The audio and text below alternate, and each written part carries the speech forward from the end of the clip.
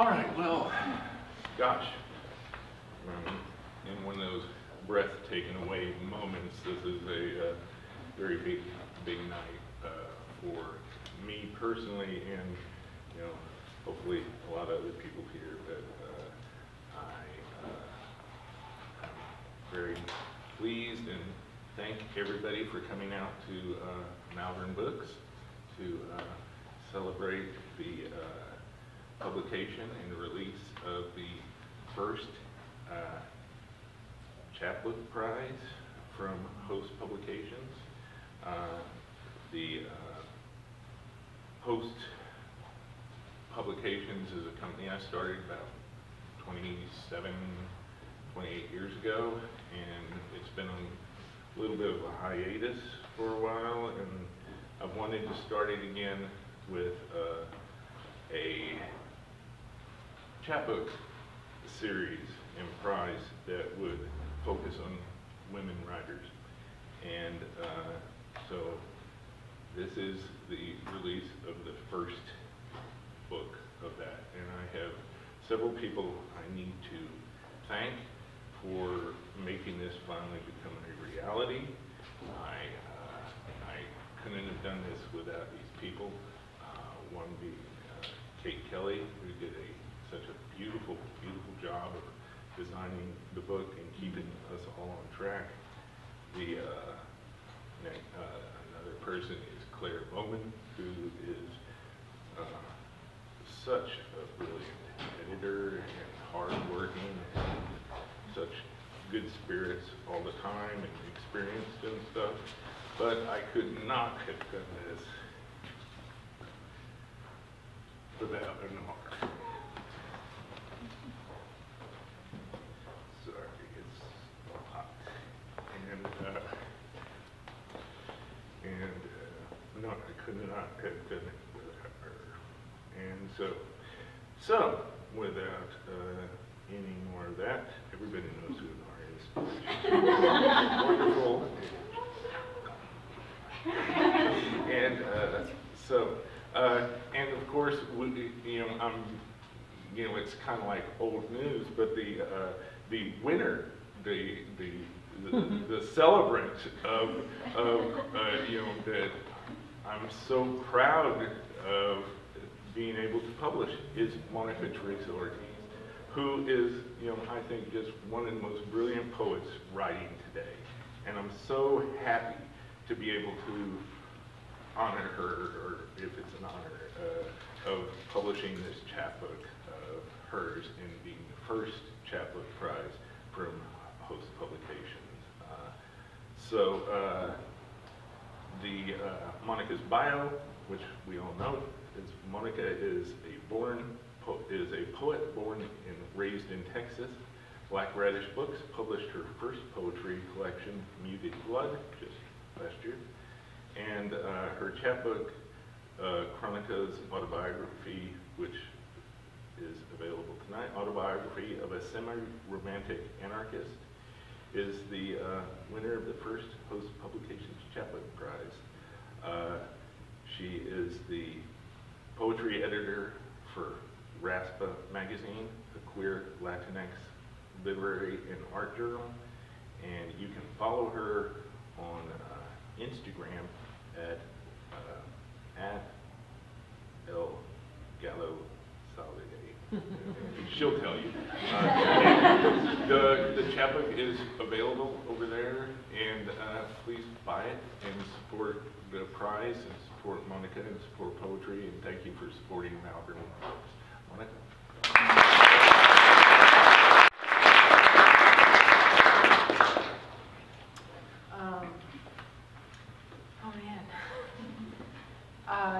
If y'all know me real well, you know that I hate being the center of attention.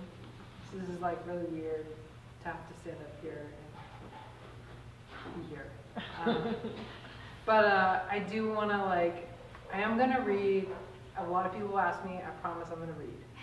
I have a reputation for just getting up and just talking and just not reading. But I am going to read. But first, I really want to thank the people that made all of this happen, that created this event, that put this book together because if you know me, I'm like an organized mess. So like part of me is very organized, but then part of me also is just like kind of just out in the ocean, just like floating by myself. So I'll tell you a little bit about the way this all happened, which is just, you know, Anar, who's right here, and everyone should applaud her.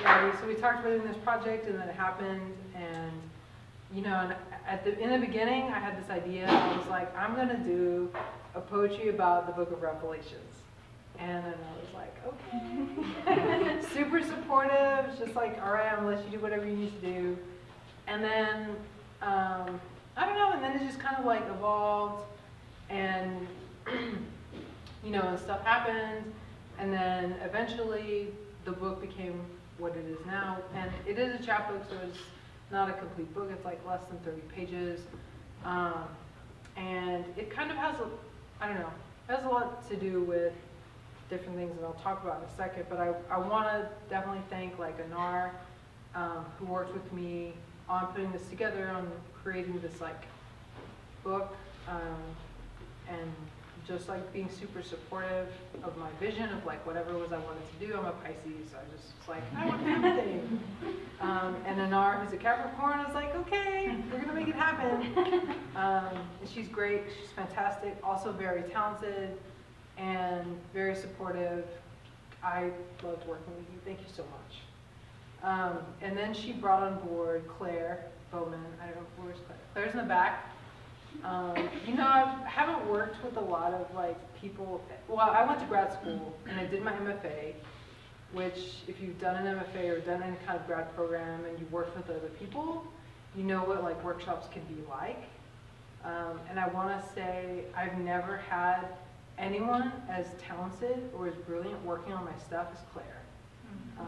Like, thank you so much. Like the way the conversation that you and I had at Semiromantic one day is just like, I loved it because you and I were on the same page. I think you were a little nervous because you didn't know if I was going to be like, what the fuck? You and I were always on the same page, and I really appreciate the way that you looked at my work and like how careful and loving and like just, you just gave it a different perspective, and I really appreciate that. I want to thank Kate. Where's Kate? Kelly, right there for me. I've known Kate actually probably all of the team like the longest, and I really appreciate your work and like your design and like the way you put it together. And from what I've heard from other people, like you really were like, what are y'all doing? Let's go. So you kept people on task, which is important to me because I need to be kept on task. So this is a beautiful book. Hopefully people are buying copies of this because Kate's work is beautiful. She really like did a great job with the design. I didn't actually know what it was going to look like. They just kind of sent it to me and I was like, oh, this is beautiful. So I really appreciate that. Joe for like putting this together and making this happen and being also very supportive. Yeah, those are my team from like hosts, like Chandra, who's like always also been very supportive. The Ice Cream Social Project is like so great, and I love y'all's space, and I love the support you give to like us as writers and poets. I want to thank Fernando, who also like me hates attention, but Fernando's great and has always been very supportive and is also very brilliant and just one of my favorite contemporary writers right now. If you don't have his book, Death to the Bullshit Artist of South Texas, pretty sure it's here. You should also look for his new book, which I think comes out this month, next month? 2 months. In 2 months, in May. And it is called Tears of the Truffle Pig. So you should definitely put that down on your list of things to buy. And then, yeah, so those are people that really made this book happen. People that also supported me as I was working on this. I think who are not here. The person who wrote my intro, Hannah Masri, is actually at a conference in Wisconsin. So she couldn't be here, but super supportive. Also, like, just, I was telling, had a drink before I came here. You can't tell, you probably can. But I was telling my friend, Darian, where's Darian? In the back. I was telling Darian like how I really feel as like a writer, the art of the introduction isn't appreciated enough. You know, the preface or like the introduction, like I feel like it's lost in contemporary literature. And like, as a person who really loves Victorian literature, as a person who loves classic literature, I really love that idea of having someone introduce your work, someone who understands your work, someone who shares like those same ideas, or at least like can add another dimension, right, to what it is you're doing. And in my first book, my dear friend, Haiti Rashapa Rhodes, wrote this incredibly beautiful introduction to Need of Blood that actually, like, in all honesty, I think is better than the book. She's brilliant. Actually, her book comes out this month, it already just came out. It's called The Inheritance Haunting from University of Notre Dame Press. But she wrote the intro to that book, and it was just so beautiful. And just like she and I had so many conversations about haunting and hauntology and like Marx and Avery Gordon and Christina Sharp, like all of these scholars. And so for this book, for the Chap book with Masri, she and I had a lot of conversations. She's also a PhD student, and she and I have had a lot of conversations about necropolitics and like the state and sovereignty. Her heritage is like Lebanese.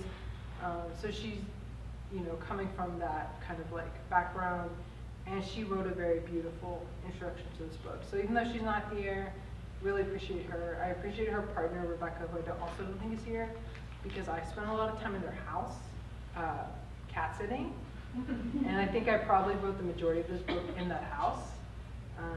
So the book is dedicated to Poppy. Poppy is not my girlfriend or anything. Poppy is a cat. And Poppy is their cat, who just like was there the entire time I was writing and crying this book. So yeah, so those are like people that I, you know, really helped with this book. And also the last person who I probably should have thanked first is the person who did the art for my book, who's my best friend, who is not here also. She's in Mexico, somewhere on a fucking mountain. But she did the collage for this work, Maribel Falcon, and we sat down and we did this in like 2 hours, and I love it. Like when she did it, when she just like put these two things together, I just was like, this is it, this is the cover of the book.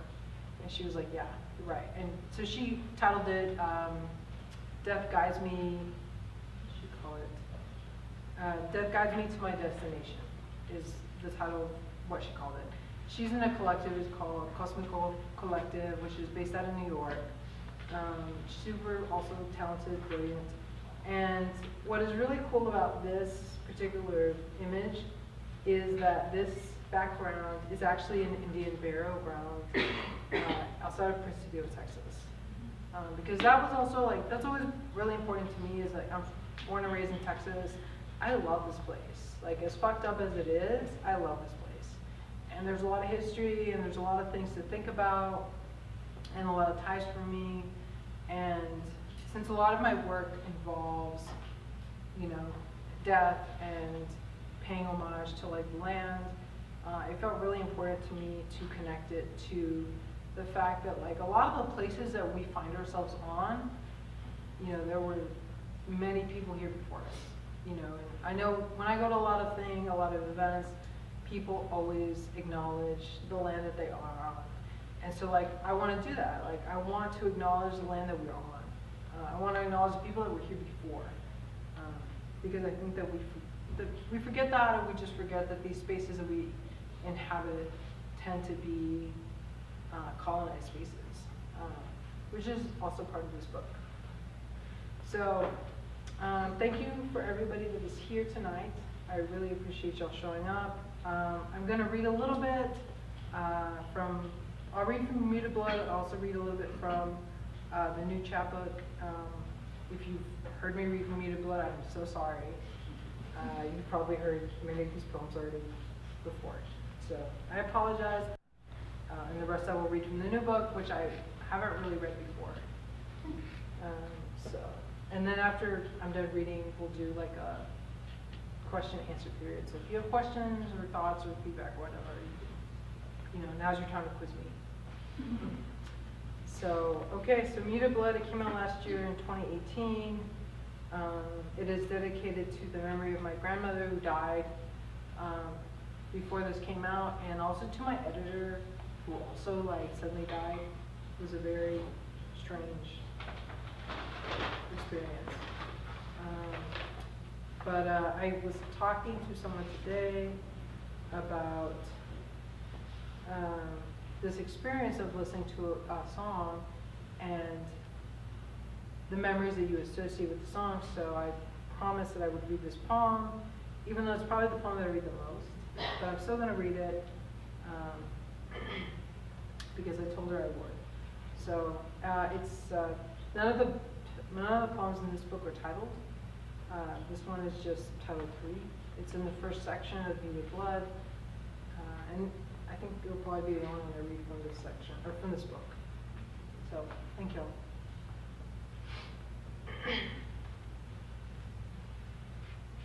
My insomnia is not that severe. I managed to rent an apartment. I live on the border, on you. I don't know which language is mine. You are someone else's physics, birthing universes of Ocotillo, fingerprinting your lips with graves. I ran along your spine. Across the water, I see a carnival in Shelby Park, complete with the Ferris wheel, and there too I see solar systems full of milkweed and wonder. Who made you? Scorpions and the silk of your hands receive us like a sarcophagus. Ovals, what you discover in my pockets, quarters for the jukebox in the old Kentucky club, or a matchbox from the Corona Cafe where I danced to Neon Moon with a girl whose hair was on fire. I imagine Margarita with her one silver incisor smiling. On the last day, I hugged her as I left you behind. She died from cancer. I etched her name on a bougainvillea. We passed before the 14-foot wall, a negative space that is a line, and then a scar, and then a memory. And remember her, saying the thing we share is that all bodies can be measured for coffins. So that's from my first book. I'm only going to read that poem from there. The new book is a collection of crónicas, which I guess more or less it's a Portuguese style of writing that was made famous by Eduardo Galeano, who was this he was from Uruguay, and he wrote this book called Open Veins of Latin America. If you ever really want to get into the politics of Latin America, that's a great place to start. He just wrote so many beautiful books, and I really love the style that he used, because he was a journalist, and so he uses a lot of facts. He just would interview people and just have these stories, but also he was a poet, and the way that he infuses poetry and journalism is just incredible. I think the only person I can think of in contemporary literature that is anywhere similar to that is probably Maggie Nelson, who I quote at the beginning of the book. The title of the book comes from a quote by Charles Simic, who's a poet. And so I'm going to actually read the 3 insets in the beginning of the book, because they kind of give you this introduction to what the book is going to be like. So there's 3 of them. The first one is actually a lyric from a song, from the song called You Know Me by Tommy Genesis. And the quote is, "But let me tell you that I'm gonna find you, and then I'll leave you, because that's what girls do." And then from Maggie Nelson's beautiful book, Blue Lights, which if you haven't read, is incredible. one of my favorite books. For to wish to forget how much you love someone, and then to actually forget, can feel, at times, like the slaughter of a beautiful bird who chose, by nothing short of grace, to make a habitat of your heart. And that's from Maggie Nelson. And then the title of the book comes from Charles Semick, from a poem called The Devils. And that book, I read Charles Semick in graduate school. And I really always loved that line, and I later found out that that particular idea, the Semiromantic Anarchist, actually comes from Herbert Marcuse, who's a German Marxist. But the line is from the Semic poem: "You are a victim of semi-romantic anarchism in its most irrational form. I was ill at ease in an ambiguous world. Deserted by Providence, we drank gin and made love in the afternoon." So that kind of frames the book. It's divided into two sections, the waiting room and sanctuary. So I'll read maybe one or two from each section. I'll actually read the first poem from the very beginning. It's the very first poem in the book. None of these have titles.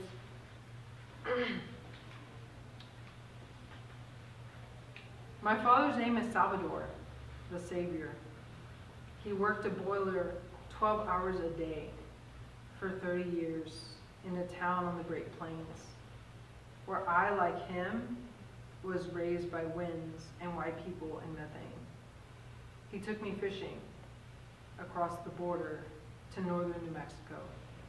On the Pecos River, my father, my uncles, my grandfather camped and cut worm hooks from inside the brook trout's mouth. I got to explore like the men, wander around Comanche land, baptized and confirmed at the base of the Llano Estacado. Churches sprouted quick like buffalo grass, and we were good Catholics.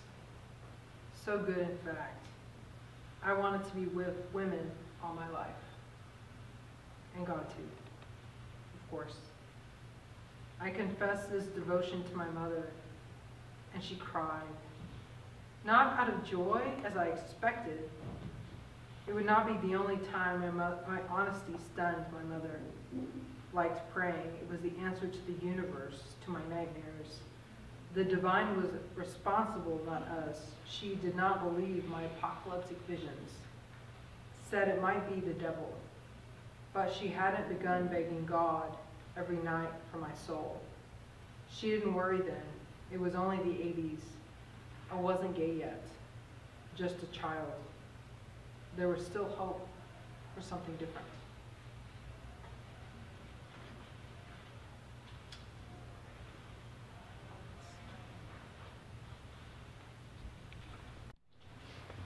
Executions have always been public spectacles. It is New Year's 2009 in Austin, and we are listening to Jaguares on the speakers. Alexa doesn't exist yet, so we can't ask her any questions. It is nearly 3 a.m., and we run out of champagne. At Fruitville Station, a man on his way home on a train falls onto the platform, hands cuffed. Witnesses capture the assassination with a grainy video on a cell phone. I am too drunk, too in love, to react when I hear the news. I do not have Twitter to search for the truth. Rancière said looking is not the same as knowing. I watch the protests on the television while I sit motionless in the apartment, long after she has left me. Are we what he calls the emancipated spectator, in which spectatorship is not passivity that's turned into activity, but instead our normal situation? Police see their God in their batons, mapping the tawny stains and the welts on the continents of bodies. To beat a body is an attempt to own it, and when the body cannot be owned, it must be extinguished.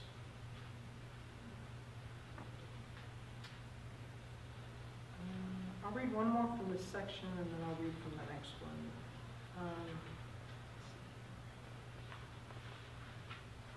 This poem.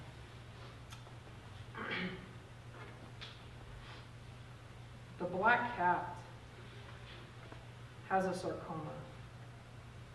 I'm away when it happens. The cat belongs to a woman I loved, and she is a performer. She acts every day as if she loves me, and it is a gripping performance. What joyous false days we pass.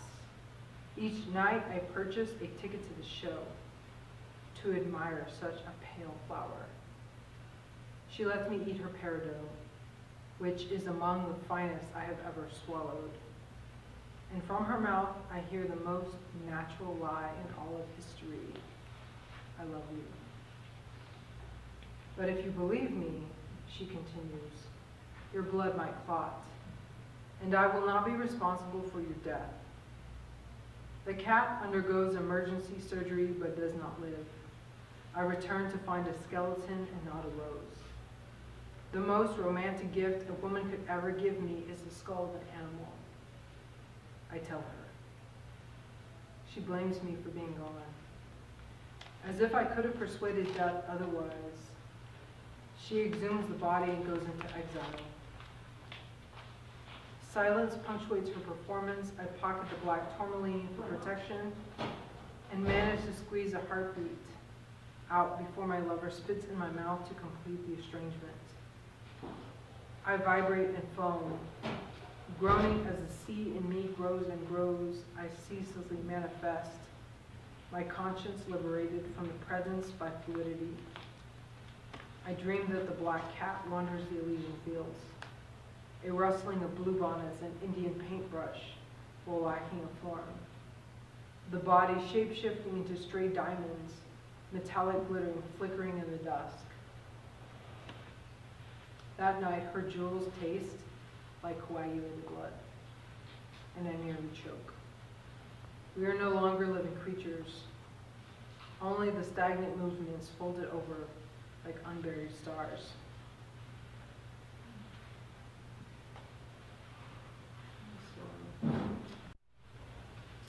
This is from the second section. It's called Sanctuary.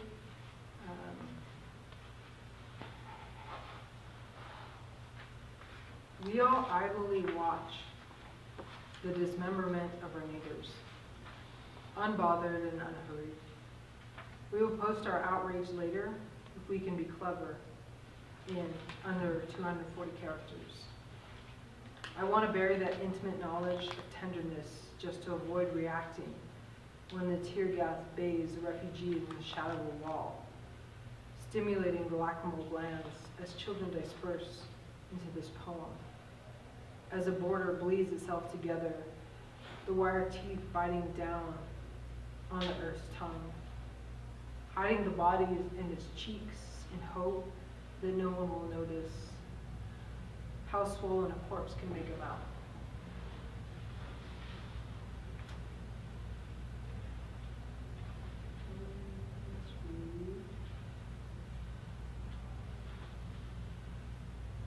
Actually, read the last poem of the book.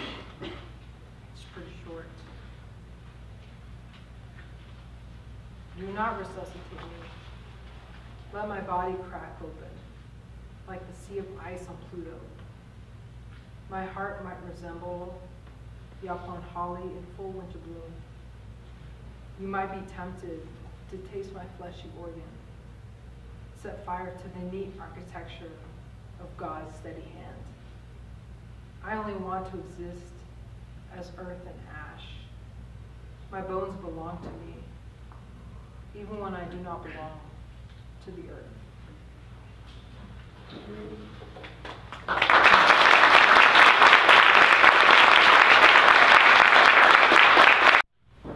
So yes, if you all want to ask questions, if you have comments, feedback, criticism. It's a little late for the criticism, just in case. Let me know. Just from like some general observations, your work seems like very rooted in the body and what happens in the body. And I just wonder where that curiosity comes from. It's a good question. It's actually a question I probably haven't thought about. Where does it come from? I think it's strange because I don't feel connected to my body most of the time. Most of the time, my head is just like so far up in the clouds that it doesn't even, it feels like most of the time I'm just up here and I'm watching myself happen. You know, I watch myself have interactions with people. I watch myself like do things from a completely, like it's not a disassociation, but I'm clearly like not involved in many ways. Like it's just, I'm observing from a very different place. So I think when I write as a poet, that's kind of how I feel. I feel like I'm writing from a place that is not necessarily like the present. I wouldn't say that it's the future either. I would just say that it's things that I'm watching, things that I'm looking at, things that I know that I'm connected to, but I don't know if it's like a physical connection or if it's just like a emotional connection or just, you know, like, I guess it would be, if I was gonna describe it, it would be like the sky watching the ocean move. You know, like the ocean can be really calm and quiet, and then like that, it's just moving. And the sky's watching the entire time, and that's kind of how I feel in terms of my body. You know, like right now, like physically I'm here, at least, you know, physically I'm standing in front of you. Mentally, I couldn't tell you where I am. I'm kind of not here, really. I'm talking to you, but part of me is like in a very different place. So, I don't know, that answers your question. It's a very air sign thing to say. I'm not an air sign, but that's how I feel.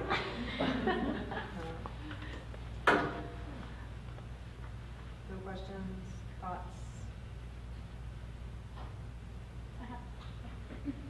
What triggers a poem? Is it a word?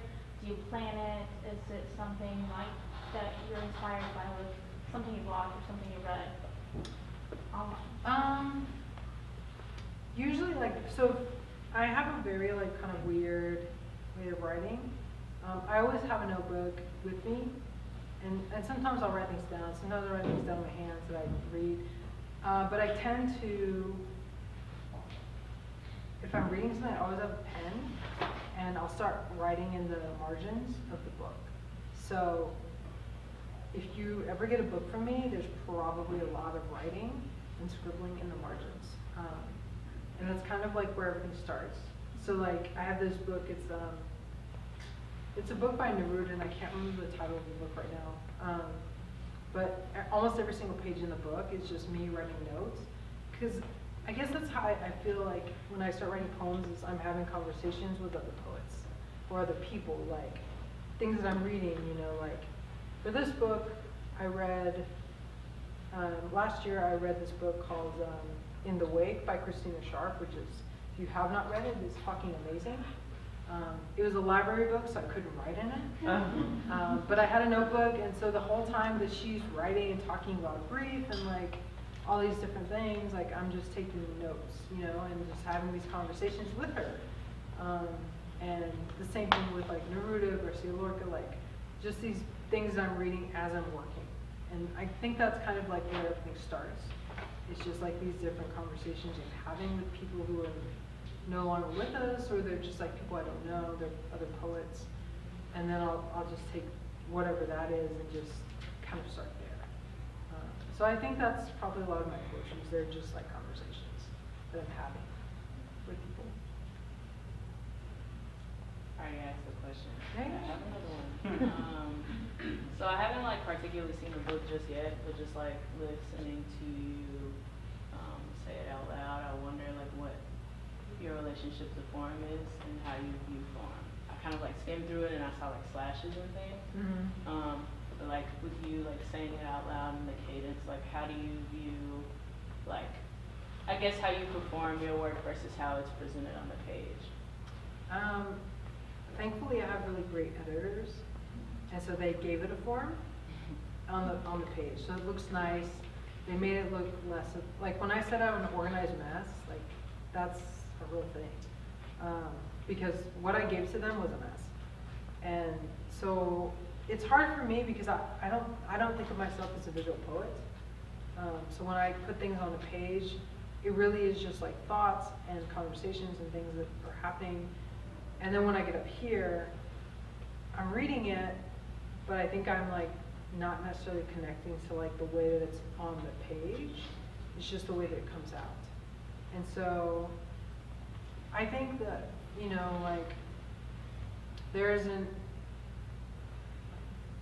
so I used to teach writing, and I would always tell my students when I was teaching, you know, like, in order to be a good writer, you don't necessarily have to have talent, but you need to know the rules. Because once you know all of the rules, then you can just disregard them. And that's kind of how I feel about writing poems. It's like, if you know the form, if you know the history, if you know the tradition, if you've studied all of these, like, you know, like all these white dudes who've written poetry forever, and you're like, okay, I see what you're doing, but I'm going to do something else. And I think that's kind of my relationship to form, you know. I went to a program that was predominantly mostly focused on Latin American poetry and Latin American poets. So I also got a very different perspective about form and like what was happening. And so, you know, so in my first book, I use a lot of footnotes, and people are very curious about why I use footnotes, and which that makes sense to me because of the way that I think. I'm like talking, and then there's like when I'm talking to someone, there's like a pause, and then there's like a weird tangent that happens usually. And so in the book, it makes sense because I'm like talking about this one thing, and then there's a pause. But the idea for footnotes, for example, came from like reading Manuel Puig, who wrote Kiss of the Spider Woman. He uses a lot of footnotes. And then in this book, I actually bought this book here. I can't remember what it's called. It's a collection of Latin American poets, and I think it has a title Pinholes in it. I wish Stephanie was here because she would know what I was talking about. She knows every fucking book that's in this bookstore. But there's a couple of poems in that particular book that's how they're organized. They're organized with the slashes, and that was actually the first time I'd ever seen that. And I kind of like that because I guess like, even though I'm not visual, it is the way that I think a poem is happening, is like, I'm telling you this, and there's like kind of like a break, and it's like kind of an extension of that, but it's also something different, you know? And so I think that's like my relationship to form. Yes.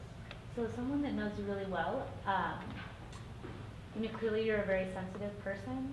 And so that is both like, from sensitivity and pain, you can write beautiful things, but it is also like a gift and a burden.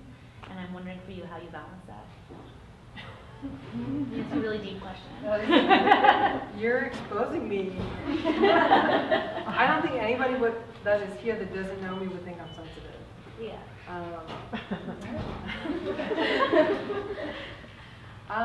You know, it's hard.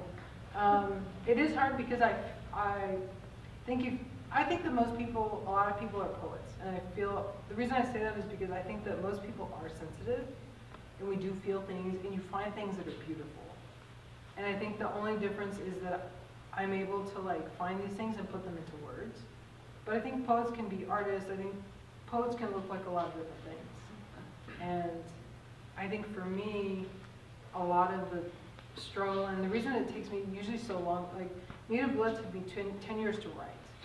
And I wrote it in a 6-month period between like this breakup that was like, I had known this person and loved them for 8 years, and then also my grandmother died. And so it was like a very intense emotional experience, and it was like a purging of all of this grief, you know, all of this, like, I needed to get it out, you know. And the same thing with this book. For me, I think it's like a purge. It's just like, I need to get all of this out, and I'm just gonna do that. Usually I need to be alone. I'm not very good at like working in spaces with other people. Like I said, this book is dedicated to Poppy the cat, because I spent hours and days in a house by myself with this cat and a box of wine, which is and that's what it was. It was just like, you know, having all these emotions, reading all these things, having all these feelings, and not knowing what to do with them. You know, like, I don't go see a therapist, so this is like in some ways like therapy for me. But at the same time, it's also like, it is also like engaging with these other ideas, these other people who are talking about things that I'm feeling, you know, things that like have to do with like, so I finished reading, now I can't remember the name of the book. It's Avery Gordon's book, which is about haunting. And she's like engaging with like different writers. She's engaging with like Karl Marx, or not Karl Marx, with Derrida, The Spectres of Marx. She's engaging with this, I think she's from Argentina, Luisa Valenzuela. She's just engaging these different writers. And she's talking about this idea of hauntology, of like being haunted. And in some ways it's like very academic and very like theoretical, but in other ways it's so personal, you know, and I feel like that's kind of where the writing happens, is like somewhere in between it being like, it is so a lot of this is very intimate, it's very personal, but it is also like rooted in these other things, like, you know, these futures, these pasts, like, because none of those things are separated for me. And so it's just kind of all like is, I guess it's just a way for me to like heal my spirit. That's how I feel like what poetry is for me. I believe you mentioned at the beginning that talking about this book is related to the book of Revelation, and I wonder if you could share more about that. Also, because you talk about Catholicism as well, and also that there's also anarchy with that. And I really love this line in the last poem you wrote, "Set fire to the architecture of God's steady hand." And yeah, if you could just share more about your inspiration. Yeah, you know, I grew up very Catholic. My mom is hella Catholic, but also like not Catholic at all. In the sense that as a child, I was the one that went to church, whereas like my mom slept till like noon on Sunday, but I was at church. But like any time that I did anything wrong, and I was by no means like I was a pretty well-behaved child.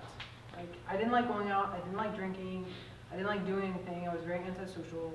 So my mom didn't have to do a lot of like parenting in a sense, but she always used two things to scare me, which was God and the devil. And so those things play a very prominent role in a lot of my writing. And also because as a child, like I suffered from like night terrors, from nightmares, and a lot of them had to do with the devil. And like, you know, and I think part of me is very sensitive to like, to spirits, to like things that are happening on a different realm. But, you know, as a kid, I grew up a mile from a cemetery. And I wouldn't sleep. I suffered from insomnia a lot. And I wouldn't sleep, and my mom would sometimes come and check on me because I would freak out. And she would come, she'd see all the lights on in the house, and she's like, "What are you doing?" And I was like, "Well, I'm scared." And she's like, "Oh, all you have to do is pray to the Hail Mary. Just pray the Hail Mary. It's fine." And so she would turn off the lights and leave me alone. And I'm hearing all these things. I'm hearing all these weird noises. I'm imagining all of these things in the dark. And then I remember my mom, who's just like, "Okay, it's fine. Just pray," you know. And so I think that influences a lot of like the way that I think about things, is like in relationship to that memory as a child. Is like, everything is fine as long as you pray, which is clearly not true. But that's my mom's answer to everything, is, you know, God willing, you know, si Dios quiere, like, you know, and my grandmother too. So there's a lot of that, that tie to this influence, and like, to that world, you know, that world that exists kind of in between our world, this like spiritual realm, and this other world that's like, that we don't know anything about, you know, like where do we go when we die, you know, like those bigger questions, like thinking about those things, and so I think those had a lot of influence on me as a child, I'm not Catholic anymore, but there's a part of me that still is very beholden to that idea of like this like existence of something that's like higher than myself, even if it's not like the Catholic God, because the Catholicism is like so rooted in like colonization and like just the violence that they did when they came to the Americas, you know? And so it's hard to like say, yes, I'm a Catholic because I want to reject all of that because of all of that violence. So, I don't know if that Yeah, thank you. gives you a context. Other questions, thoughts? Where are you working on What am I? Maria's like, what are you doing?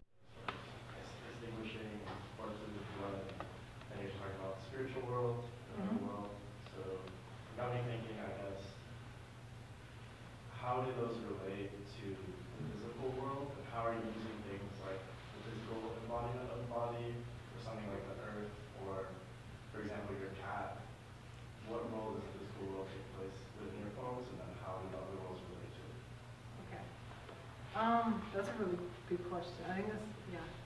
I kind of feel like that relates to like what I was saying. Like when I was saying that I'm not really here, I also think that in a lot of ways, and I'm gonna say all these things and you're gonna, maybe some of you are gonna think I'm totally crazy, which is fine. That's fine. If you know me, you know that I love conspiracy theories. You know that I'm already a little bit out there anyway, so it's fine. So like, obviously like, I'm very interested as, just like as a student, I remember the first time I really got into like Afrofuturism, and just, I love that idea, right, of like this place that is like away from all of this that we're having in this present, right? And so I feel like for me, you know, like, and then I read this book, I think it's Cruising Utopia by Jose Esteban Munoz, which is kind of about the AIDS crisis of the 80s, but it's also about this place that doesn't even, he says like, it doesn't even exist yet. And so I think that for me, like, in a spiritual sense and also like in a real sense, the work that I'm doing, the things that I'm thinking about are not even for this moment. This is all for something that hasn't even happened yet. Because like, as we all know, like, our moment, the place that we live in is so fucked up. And like, you know, that it's hard to even imagine how any of this can be repaired. I don't think it can be repaired. I think that the damage that we've done to this earth, to each other, like historically, physically, you know, just across the board is just irreparable. And so for me, as a poet, I think that my work is honoring the dead, like honoring the people that have been killed, the people that have been disappeared, the people that we have forgotten, the people that are not named, but also thinking about a place that doesn't even exist yet, because this place that I live in, the place that you and I live in, is terrible. And so I think that that's how I exist spiritually too, is always thinking about something else that is not necessarily better, but it's different, right? It's a place where we have moved beyond, or we've gotten rid of these systems that have like, that have killed people, that have oppressed people, that have enslaved people. Like those things do not exist because they're in this other place. And so I think that's, for me, the way that I engage in my work is weighing that out. It's like, I physically, mentally, spiritually, I am always thinking about a place in the far future. Because that is the only way that I can function in this society, is thinking about something that's better than like what I have. Because, you know, and not even just me, because I'm pretty privileged in a lot of ways, you know, but I know a lot of people I care about experience things so violently and just, you know, like I mean, you get on the news for like 5 minutes, right? And you're just like, what the fuck? All the time, constantly, you know, and I know people close to me just experience things and have experienced things that are so terrible and just like, you know, not even just like here in the US, but just in other places, right? And so I think that that's always for me an important thing to keep in the back of my mind is that I'm going to physically, spiritually, mentally, emotionally, in order to like keep my sanity, I'm gonna think about something that is far beyond all of this. And I think that that's, for me, the only way I can function. So, kind of spiraling off of that, this is just a shot in the dark, but I'm curious as to if, like, due to your presence in that other space that you created for yourself, is your sensation of time affected? And, like, how does that influence your writing? It does. I think that time is a byproduct of colonization, so I don't believe in time. I don't think it exists. I try to always be on time, if that makes sense, because I'm a responsible adult, so I always show up to work early. But in terms of like time itself, like I don't think about it, you know, like I think about, I'll give you a personal example. I try not to like, even though this book is very personal and very intimate, I'll just give an example of like how I think about time. So like, someone that I love, for example, we may not talk, and we may get to a place where I tell this person, I cannot talk to you, like, for whatever. I don't even give them an amount. I just say, I cannot talk to you. But if I didn't see that person for like 10 years, and I saw them again, it would be as if no time passed. Because for me, there is no time. There's no such thing. You know, like, whatever could have happened in that 10-year span, it doesn't matter, because when I see that person again, it's as if I just saw them, right? And so it's like, for me, time is continuous, I guess, in a sense, right? You know? Like, it just keeps going, but there's no, like, time is not finite for me. It's like, it's infinite.